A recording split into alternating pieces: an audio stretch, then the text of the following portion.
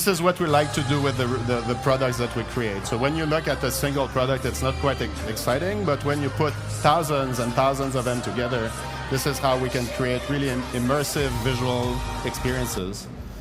This is another example of a show we did in Jeddah 2 years ago. For the Formula One, they had an after party with tens of thousands of people. So you see the kind of immersive experiences we can create with very simple objects like the photos I showed you. We do other objects. This is one we did really early in the company where we designed these beach balls that can be thrown in the audience. So for that was Coachella about 10 years ago. We made 3,000 beach balls like that we just dumped on the main stage into the audience. And you see what the kind of stuff it creates. It's just pretty immersive, like literally immersive in that case. That's another more recent one. So as much as we like the visual experience we can create, we're really all about the fans. We really love to work with fans, and we really love to kind of find ways for them to connect more with the brands or connect more with the artists that they like. This is a tour we did with Oprah about 6 years ago, where she had like this woman empowerment tour where she filled arenas with people, and we really created an experience with the wristbands to kind of amp up the message that she was trying to convey. So quickly, Pixmob, we've worked in over 50 countries. We did thousands of shows, and we recently went over like 20 million fans have experienced Pixmob for real, not just TV. We have offices. The HQ is based in Montreal in Canada. We have a US office. Recently, we opened in Brussels, in Belgium. And we also have an office in China to help us with the product development. But enough about Pixmob. You're here to hear about Coldplay. So the rest of my presentation is really like trying to show you a few examples of how we've worked with Coldplay to achieve Chris's vision. You've probably all seen in the news all the articles that have been popping up over the past 4 years. Like, it's not really beautiful when you look at backstage for a tour, like the amount of energy and waste that comes with that. Even the UN has started like talking about that also. And Pixmob as a company, and I'm saying this honestly and genuinely, we've been really, really aware of the fact that we're making millions of products and often end up on someone's shelf because they really like the experience that they've lived, but in the end it ends up in the trash. Like we know it. So I would say about 5-6 years ago, we've really started like thinking of what we could do to be better. We know we're not going to be perfect, and I think that's a message to everyone in the industry. Like, we can't be perfect, but we can do small things and slowly change the way the industry deals about sustainability. So I'm going to show you some examples of that. So when we started like 4 or 5 years ago, I really wanted us to not be just like a bunch of like hippies, like, hey, let's be green, let's try to find cool things to be like woke, eco-woke. I really wanted to work on what we're good at, and we know what we're good at. Like, we've been around enough to know our skills and our weaknesses, and we decided to focus on 2 pillars, I guess, of what we could do to leverage our expertise in some ways to be more sustainable. So the things I'm going to show you all kind of take advantage of those 2 skills we have. We're really good at product design. We're really good at engineering and science. We have a bunch of people in R&D, like almost a third of the company is actual engineers and scientists. And we're really good at production, like operations, managing. Like Sophie here was giving a talk this morning about how to deal with people, how to deal with 80,000 people that all want to come in the stadium at the same time. We're really good at that, and finding ways to manage products that have to ship all over the world with a week's notice. So we tried to like work on those 2 skill sets to be better and be more sustainable. So the first one we really started working on hard. Like, that was the first big project we did, is how can we use material science to just be a little better at what we're doing? So we had like 2 big projects. The first one was, could we make a product made of recyclable material, or recycled material, actually? And it's not easy, because we have, back then, 5 years ago, this was our flagship product. We sold millions of that product every year. That was made with new rubbers and new plastics that we reused the products, but we used new material to do that.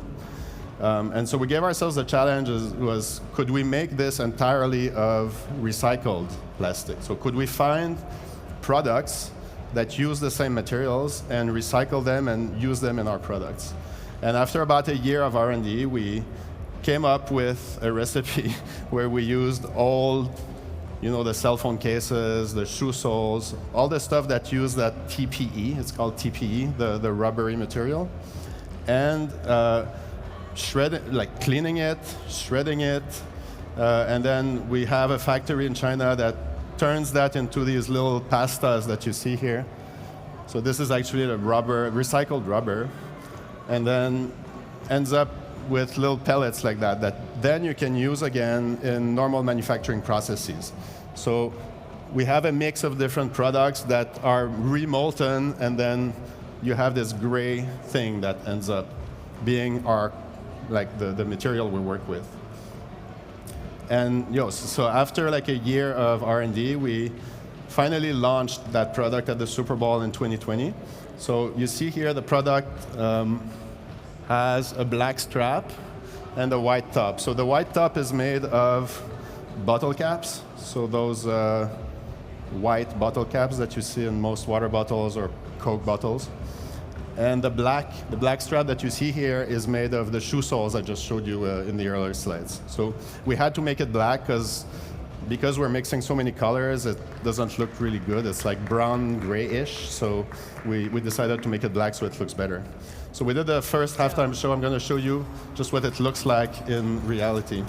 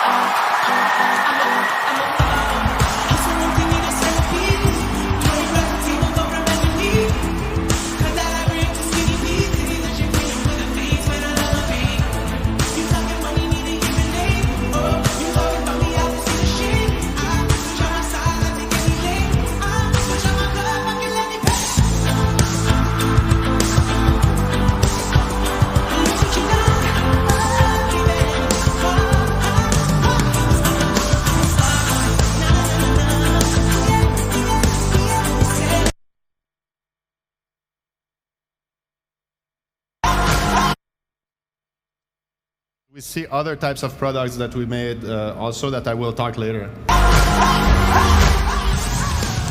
Watch the hands of the dancers.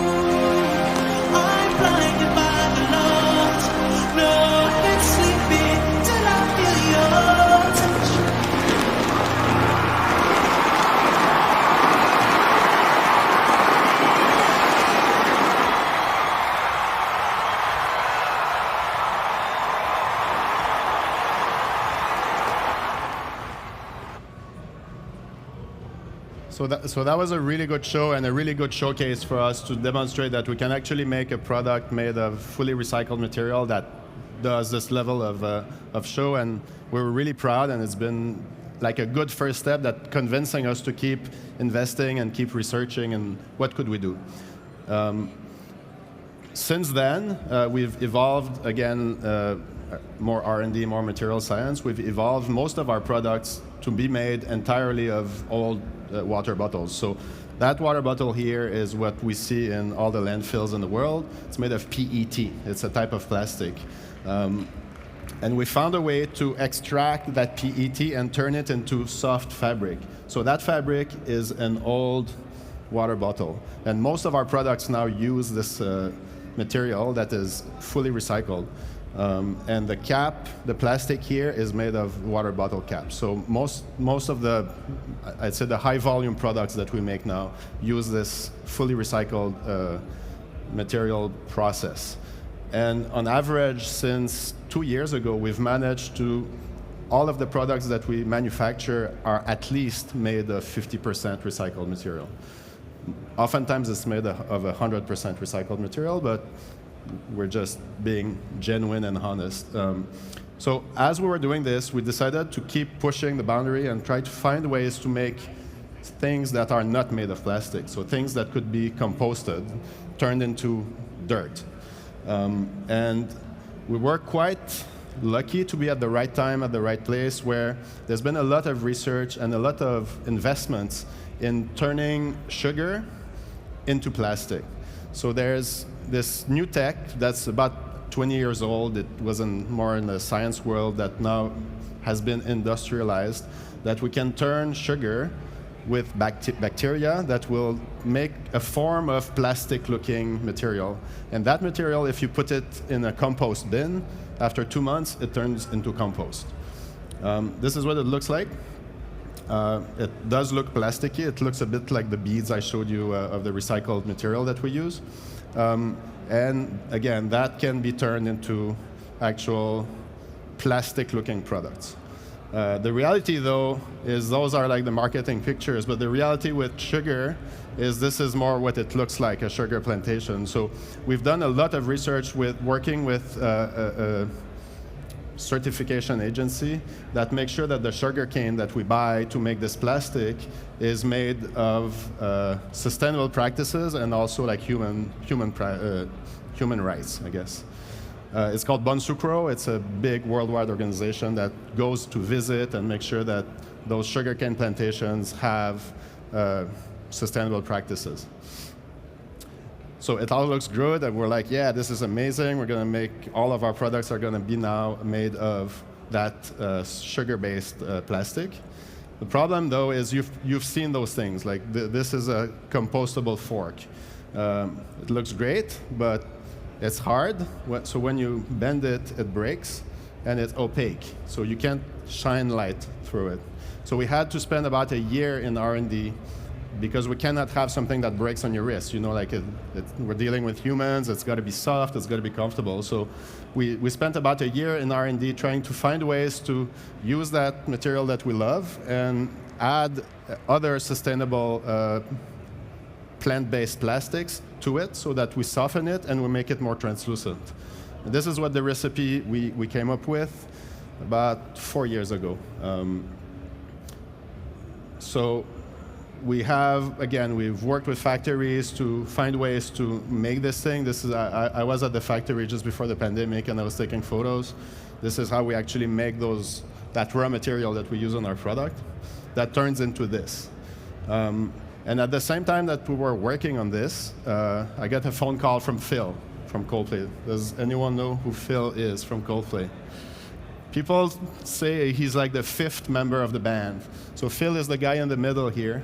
He's kind of like the manager and artistic director. He's been with them since they were in high school, so he has a really strong bond with the band. And he's kind of like the visionary behind like trying to push what Coldplay does live when they do tours.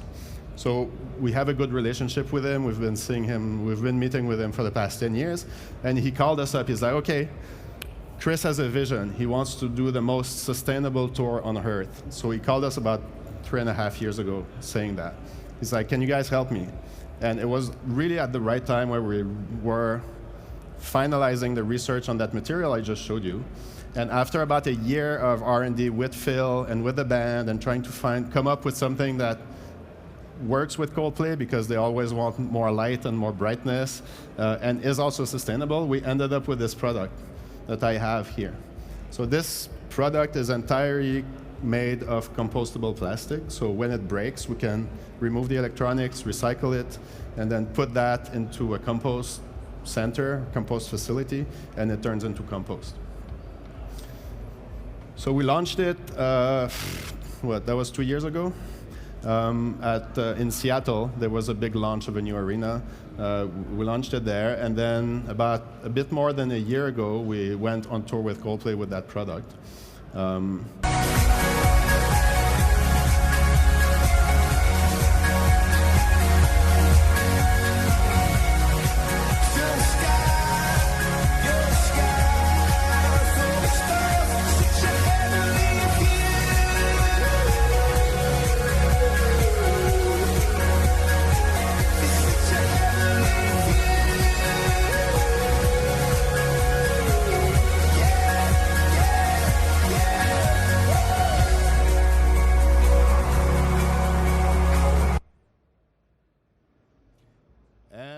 As much as it looks good with a drone shot, my preferred view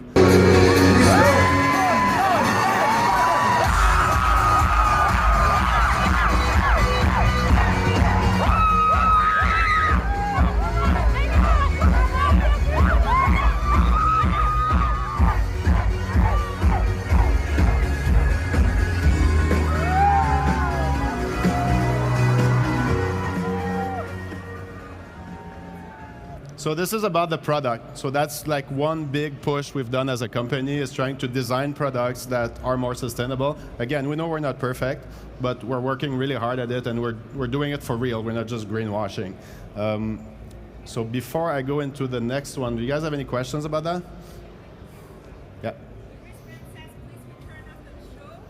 Yeah, this is, I will talk about that right after, yeah. Other questions? Right. So the second thing that we've been working, like I told you, like we're really good at operations, especially that girl. We've worked with Coldplay and trying to find ways to collect these things and reuse them over and over and over and over, so we don't even have to compose them. We can just keep using them. So what I'm going to talk about is like the tricks we found and how we do the collection and refurbishing so that they can keep using these for years. We have quite something unique as a company, Pixmob, because the way we control those products, the way we control those wristbands, is using infrared. So most other people who do wearables, they use radio frequency. But because we use infrared, we have ways to do really cool visuals that you wouldn't be able to do with radio frequency unless you distribute wristbands on every seat.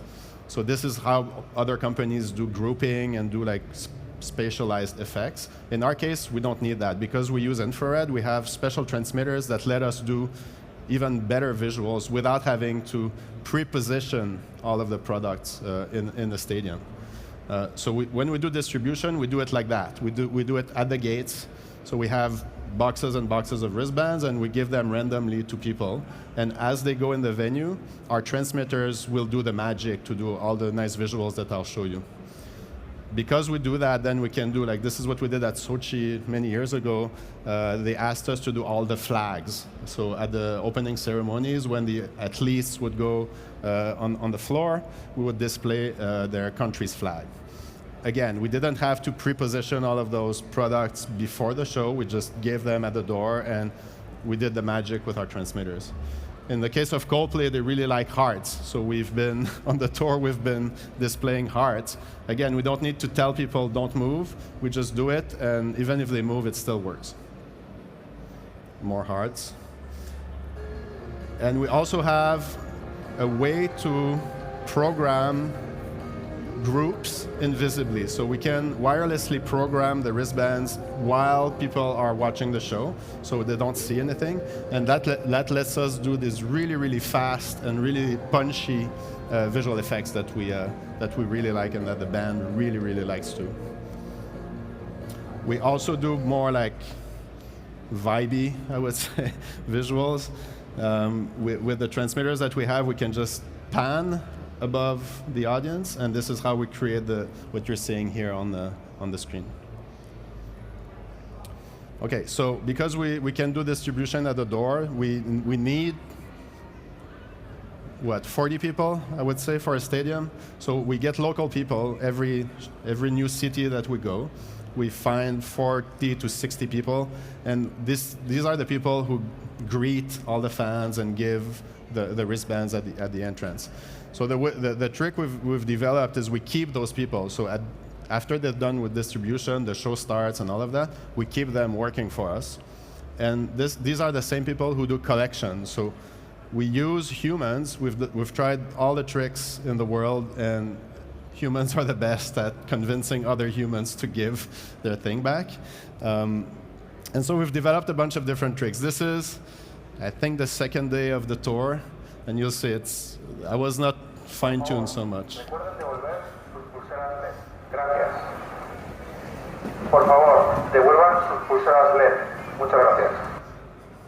So it felt a little bit military, like war zone kind of thing, and we didn't collect many by doing that.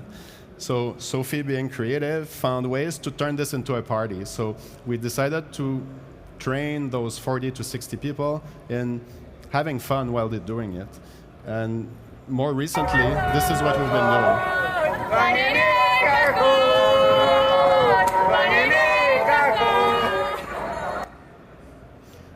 So that works, and this is what we've been doing. Like, this went viral in Brazil, I think. Was it in Brazil?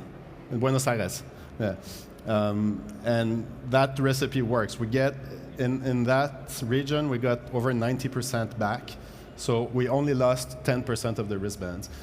The way we've designed them, we can do 3 shows with 1 set of batteries. So it's really, really interesting for us to get them back, because we don't need much work after that. We just clean them, and then we can use them again.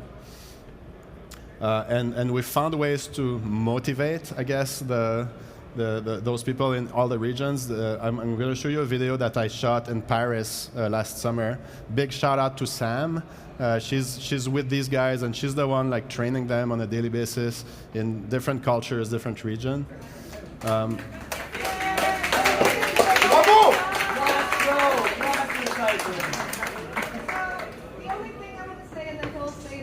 Also is that the first day we got back about 84%.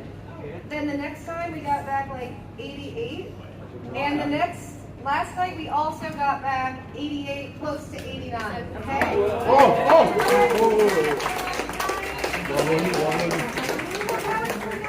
Good job, guys. So like by treating them like we love them, and we really do enjoy working with them, you see that we can motivate them in helping us achieve our goals of getting back close to 100%. And on average, last year we've managed to collect 85% on every show. That means that Coldplay, rough numbers, did about 4 million fans last year, and they needed less than 1 million wristbands to do that. So we've managed to just keep reusing and reusing and reusing, and that's what we keep doing on tour right now. Any questions about that? I'll show you that. Yeah. Other questions? How do I check the battery? So we have a process of refurbishing. So like I told you, when we've done the first show, we know we can do 2 shows at least more. So we can do easy 3 shows with 1 set of batteries. So we have teams. Actually, I'll show you that. We've built a software that lets us track the usage of all of the wristbands that we distribute on tour. So we know that wristband has been used once, that wristband has been used twice, that wristband has been used 3 times, so that means that batch needs to be refurbished. And so what we do when we do refurbishing is we use the same staff that we use for distribution and collection. Oftentimes we just tell them, come a day earlier.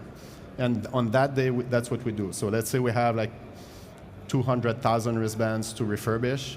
We have an army of people literally doing this, what you're seeing on screen, testing the wristbands, making sure that they're still good, cleaning them, changing the batteries, and then recycling the old batteries.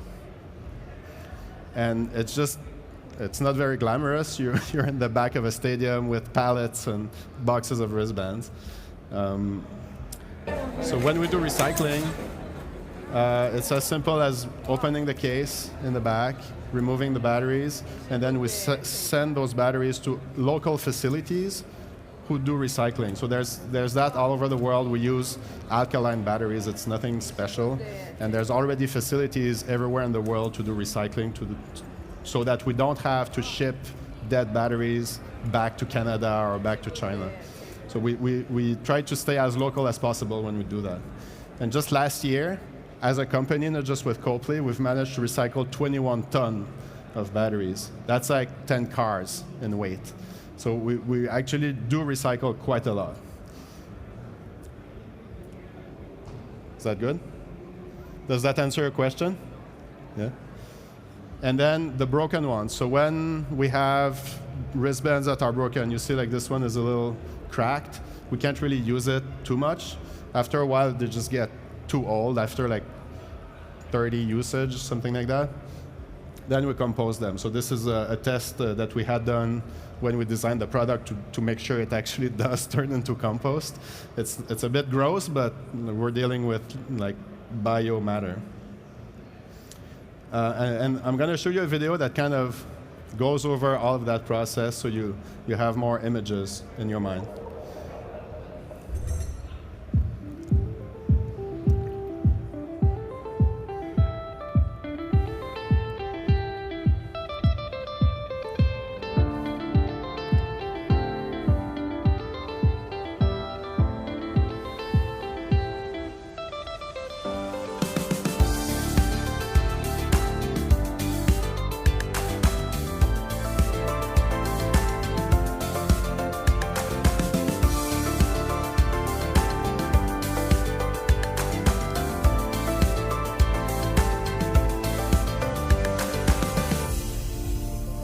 Please return your wristband and be happy.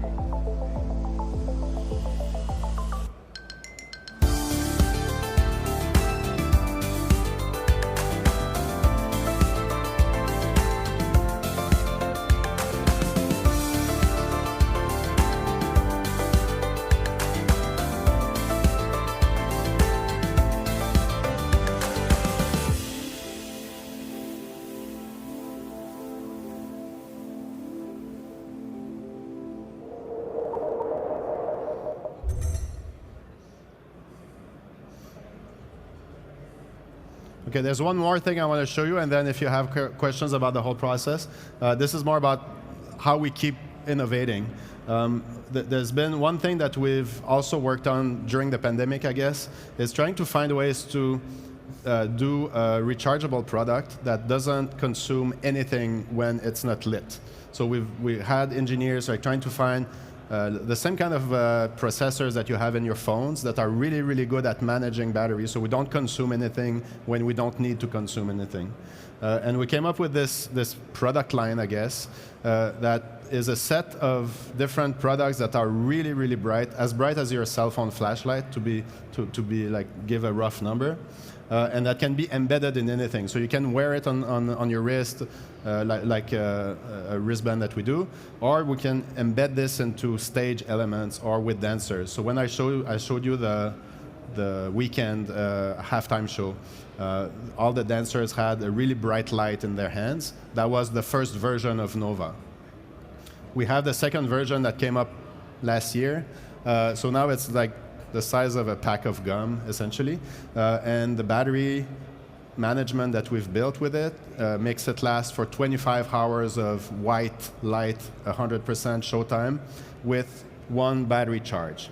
And we've made those chargers that let us charge 50 units at a time, a bit like the walkie-talkie chargers, so that we can distribute pixel lights, wireless pixel lights in staging elements or on dancers and things like that really easily and keep reusing the same products. Right now, we're really busy in North America with the playoffs. It's kind of like the end of the season of the hockey and the basketball teams. And I would say that the majority, if not all of the teams work with us, embedding this product into like the whole arena. So the whole arena becomes an immersive light experience whenever there's a goal or someone throws the ball in the net, whatever the word is. We've also launched that product as a real like proper professional stage element a few months ago when we did the Super Bowl with Rihanna. So you see the flying platforms. We worked with Tate, who have a booth up there. They did all the mechanical and all the complicated stuff, but we've embedded those the Nova units that you see here. We've embedded them at the base of all the platforms. So the lights that you see flying above the dancers are actually a few thousands Novas on the 7 platforms that we made. So it's kind of becoming a wireless lighting product or something that's really easy to just throw on something and forget about it. If you're not lighting up the product, it can last over a year without having to be recharged because the battery consumption is almost zero when it's not being used. We've also developed this new thing that we're now embedding more in North America right now. We're embedding permanently into arenas. So we're putting this Nova product between seats in an arena so that we can turn the arena into like a display where it's kind of immersed in the audience. I'll show you what we did. This is what we did for the San Jose Sharks in California. So they have a permanent installation of the product I just showed you. And we can do actual live video wirelessly with that. And what's cool about that product is with one set of battery, so with one battery charge, we can do an entire season. So we can do 1 year of immersive light experiences with one set of battery. So it's as easy as clipping it between the 2 seats, and all of a sudden your seats become a giant video screen. So we keep innovating in different directions like that. We have much more coming up, I guess. So I hope next year I can show you new stuff if I'm invited. That's it.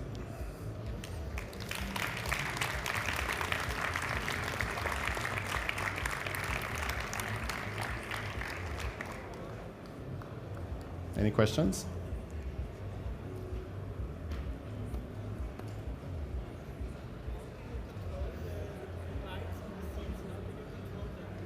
It's all wireless. So the technology, I didn't go too deep into the way we use our transmitters because the organizers wanted me to talk about sustainability. But if you go to our booth, 12.1, so up there, you can see all of them. So we use infrared. So we found tricks to send data to specific people in real time. That's how we do all the cool visuals that you saw. So the objects are quite stupid in a way. They just receive stuff or they don't. And that's how we do like the big immersive visuals that you saw. Yeah?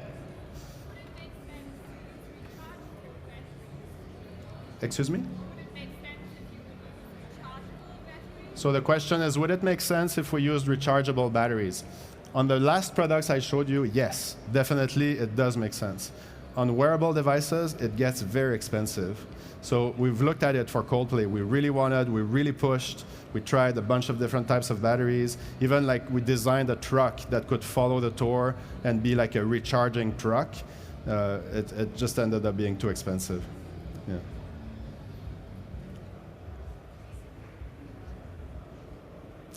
All right, thank you. I'm going to stay here if you guys want to speak more one-on-one.